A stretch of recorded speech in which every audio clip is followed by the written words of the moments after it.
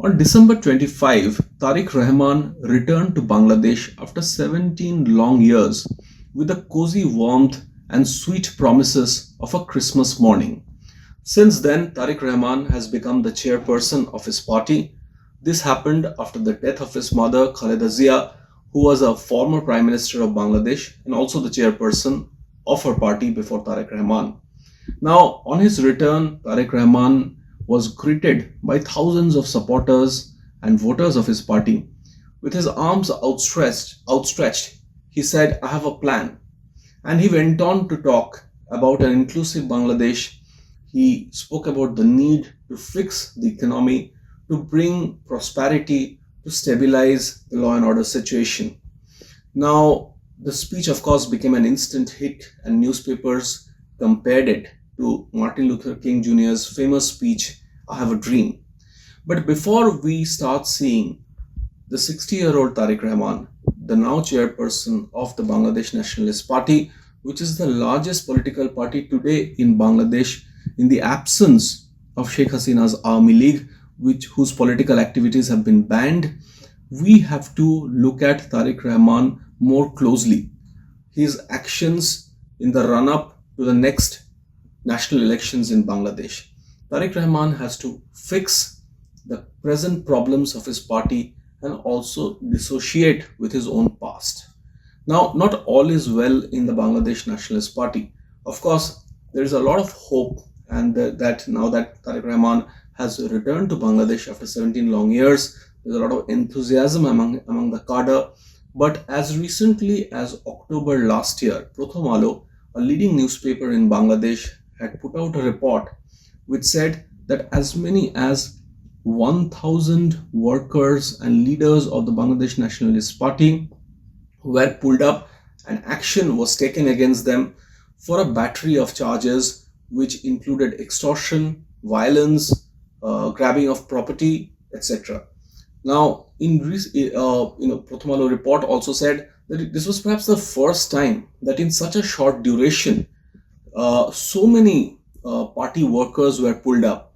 They were either some were expelled, some were demoted, but it's not clear whether the message has gone down in the rank and file of the BNP.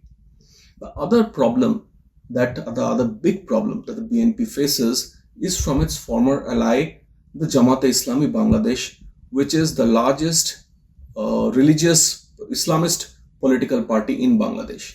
Now, the Jamaat and the BNP were allies before. In fact, they formed the government in 2001 together. They have also fought pitched battles on the streets in the form of protests against Sheikh Hasina's government, and they took on the police and also members of the Chhatro League, which was the Sheikh Hasina's party's student wing. But today, these two former allies are arch rivals. Though the Jamaat, it is widely regarded as a much lesser political force than the BNP, and does not have the political heft to win an election, but the Jamaat has become, in the past one and a half years, very popular within Bangladesh. So much so that it has started winning every student's body election in all major universities inside Bangladesh. There's a third factor, which is both the Jamaat and the new party, the National Citizens Party, NCP, which came out of the July-August uprising of 2024, are targeting Bangladesh's youth voters. Now, even the Jamaat NCP, of course, is a students' party, and its members and leaders are all young students. But the Jamaat also is running targeted campaigns to cater to the young voters of Bangladesh, whereas there is some unrest about ticket distribution within the BNP, because some of the tickets that are going, to candidates of the BNP are rather aged compared to the Jamaat candidates and the NCP candidates, and there is some unease over very aged candidates being given tickets in the BNP, whereas the Jamaat and the NCP, which are both standing against the BNP, are giving tickets to very young candidates.